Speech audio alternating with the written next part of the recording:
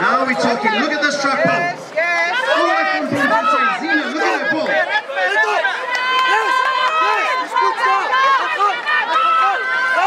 This is what I call a track ball, ladies and gentlemen.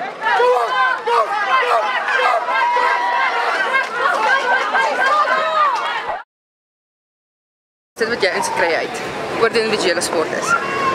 Met rugby oefen jy ook hard, maar omdat dit 'n kombinasie is, ek kan dalk sterker wees as die ander dit en dan kan jy al jou kragte gebruik. Jy compete teen almal, maar almal sport almal. So dis 'n hele familie, al is jy nie al virals van mekaar, dis nog steeds.